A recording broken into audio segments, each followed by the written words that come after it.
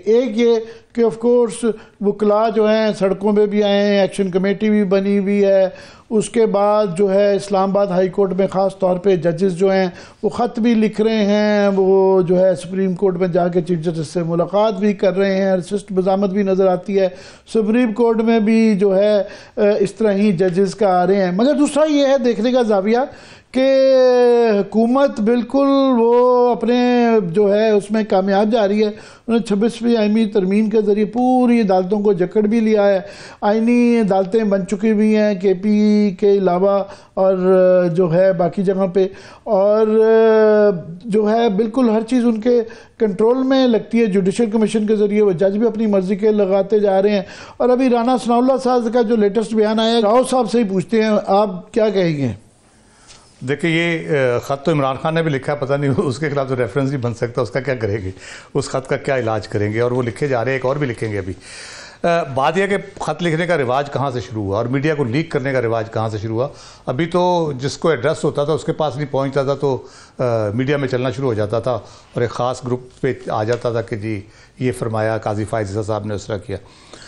जहाँ तक रेफरेंस की बात है तो वो राना साहब ये शौक़ पूरा कर लें, इमरान खान साहब ने भी किया था, काजी फायज़ के खिलाफ रेफरेंस भेजा था और उसके बाद अब तक PTI मामला वहीं से ख़राब हुए थे। जी बिल्कुल, PTI अपना इमरान खान साहब और सदर आरिफ अलवी अभी तक सफाइयाँ देते फिर रहे हैं वो उस रेफरेंस के हवाले से कि हमारा कोई नहीं था। वो उन्होंने भी जनरल फैज़ के खाते में डाल दिया था। वैसे आपस की बात है कि वो उनकी वजह से ये सारा हुआ था।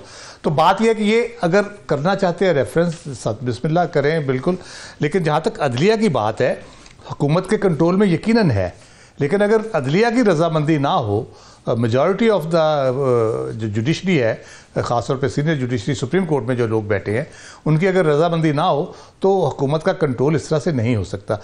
इसका मतलब हैंड इन ग्लव है। अभी तो वो अक्सरियत बढ़ गई है, नए जजेस 6 आ चुके हुए हैं, तो अभी तो अक्सरियत भी हो गई है। अब फुल कोर्ट भी आ जाएगा और उसकी तौसीक भी हो जाएगी। कभी इम्कान है 26वीं आईनी तरमीम के, उसके बाद तो फिर फेट कंप्लाई जिसे कहते हैं ना, बस हो गया जो होना था। इसके बाद ऑप्शन क्या रह जाती है? आप एक वर्ड यूज करते हैं, फिग लीफ वो भी फारिग हो गया, पत्तों से नंगापन छुपाया जाता है। हाँ जी, बात यह है कि देखिए आमिर साहब, हमारे इलाके में ना सेम थोर का इलाका है, तो वो दीवारें ना नीचे से सेम खा जाती है, तो उसको फिर ना हम साल 2 साल बाद उसकी पुश्ती चढ़ाते हैं, उसके नीचे नई ईंटें लगाते हैं पुश्ती चढ़ा के। तो ये पुश्ती चढ़ा के जो है ये चलाई जाएगी, लेकिन अगर बुनियाद में सेम थोर मौजूद है तो साल नहीं 2 साल बाद फिर होगी। या तो आप हर साल 2 साल बाद को पुश्ती चढ़ाते रहें, जजों के ऐसे जजेस वहाँ पे रहें जो सारे सिस्टम को जो चल रहा है उसको आगे चलाने की उसी तरह से कोशिश करते रहें, तो फिर तो ठीक है। लेकिन जो मेरा ज़ाती तजर्बा है, जनरल ज़ियाउल हक का दौर हो, जनरल मुशर्रफ का, और ये इस किस्म की चीज़ें हुई, हर दौर में हुई, और फिर ये रिवर्स भी हुई। मगर ये फ़र्क ये है कि वो आप जो मिसालें 2 दे रहे हैं वो डिक्टेटरशिप्स हैं, ये कहने को जमहूरियत है। और यहाँ चीफ जस्टिस साहब ने भी बड़ा बुरा मनाया कि ये 5 जगह खत ना ही लिखते तो क्या था। और एक उन्होंने कहा कि सुप्रीम कोर्ट के अंदर एक आधी तरक्की भी उससे आड़े आ गई। और स्पीकर साहब भी बुरा मना जाते हैं कि जी अगर कोई जज साहब कोई कमेंट दे दें कि इदारे जो हैं वो हवा हो गए हैं।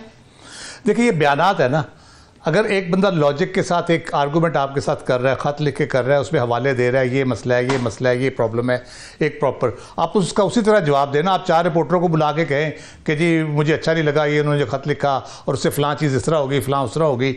भाई आइन और कानून के आप पासदार हैं, आप बुनियादी हकूक़ के पासदार हैं, आप आइन और कानून के मुताबिक बताएं ना कि उसमें गलती क्या है। जो वो बात कर रहे हैं, अगर वो गलत बात कर रहे हैं तो आप उसी हवाले से। लेकिन चीफ जस्टिस साहब तो कह रहे हैं कि ये आदतें हम ठीक कर देंगे, वो पुरअज़्म भी हैं। या अफरीदी साहब वो कहते हैं खत लिखने की आदतें पुरानी, ये हम ठीक कर देंगे, थोड़ा सा वक्त लगेगा बस। हुकूमत अपने इख्तियारात अदलिया के साथ मिलकर जब इस्तेमाल करेगी, अदलिया के साथ पहले इस्टेब्लिशमेंट मिलकर अपने इख्तियारात इस्तेमाल करती थी, तो उस वक्त जो सूरत होती थी, नवाज शरीफ साहब डिस्क्वालीफाई हो जाते थे। फिर इमरान खान साहब के साथ ये हुआ। अब इसी तरह से फिर कभी कभी वो कहते वारियाँ दे खून है, कभी किसी की बारी लग जाती है, कभी किसी की लग जाती है। तो जब ये हैंड इन ग्लव हुकूमत होगी अदलिया के साथ तो यकीनन ये होगा, लेकिन कोर्ट पैक जरूरी नहीं है। पर मैं जो आपसे बुनियादी सवाल किया था कि इस वक्त जो सूरत हाल है, इस वक्त कौन जीता हुआ नजर आ रहा है, कौन कंट्रोल में नजर आता है, और ये कितना के पायदार है कंट्रोल? पायदार तो बिल्कुल नहीं आमिर साहब, यही मैं कह रहा था कि हमने पिछले दौर अदवार में भी देखा ये इस किस्म की चीज़ें की गई कंट्रोल करने की। आप डिक्टेटरशिप की बात ना करें, हम मियां नवाज शरीफ की 1997 की बात कर लेते हैं। उन्होंने क्या किया था? उन्होंने मीडिया के साथ जो कुछ किया आपके सामने है। 2/3 मेजॉरिटी सैफुर रहमान साहब बुला के, सैफुर रहमान साहब ने बुला के एक बड़े अखबार के मालिक को थप्पड़ मारा था अपने दफ्तर में, और उसके बाद पाबंदियां, वो अखबार नहीं छाप सकते थे। उसके बाद फिर आपने क्या किया? सज्जाद अली शाह के साथ जो कुछ किया, जिस तरह से उसको निकाला, बीबी को मुल्क से बाहर जाना पड़ा।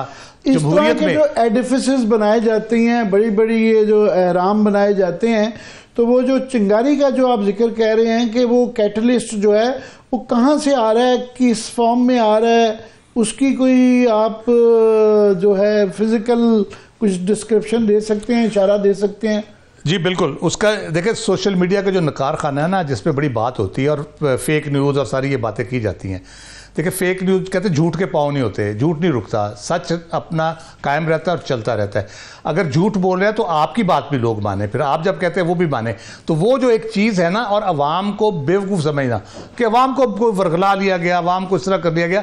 आप 1988 देखें, जब 11 साल ज़िया-उल हक की हुकूमत रही, हर किस्म का प्रोपेगेंडा वन साइडेड, जिसमें इस्लामी टच भी बदरजा उत्तम मौजूद था, वो चलता रहा। लेकिन 88 के इलेक्शन में क्या हुआ? फिर 8 फरवरी को आपके क्या हुआ? तो ये चीज़ें तारीख का सबक तो ये है कि बयानिए जो हैं वो इखलाकी उससे मॉरल अथॉरिटी से जीते जाते हैं। यहाँ वो कह रहे हैं कानून के ज़रिए हम करवाएंगे। कोई 12 करोड़ इंटरनेट यूज़ करता है, और जो लोग मुझे जो इतला आई है कि जो हर्जा सराई फरमा रहे हैं वो भी मिलियंस में जाते हैं। जी बिल्कुल, यही है।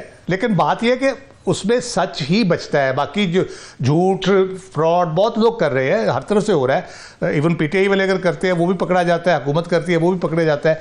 अगर सिर्फ झूठ चल रहा होता, चीज़ें हो रही होती, आप जो भी कहते हैं उस पर अगर आपकी फॉलोइंग अगर 5 करोड़ हो जाए, तो इसका मतलब ये नहीं है कि आप गलत बात पे आप लोगों को कन्विंस कर लेंगे। चलिए, फेक न्यूज़ के हम भी खिलाफ हैं, बस हम चाह रहे हैं कि हमारे साथ मिलके इसका हल निकालें। बिल्कुल, बहुत शुक्रिया।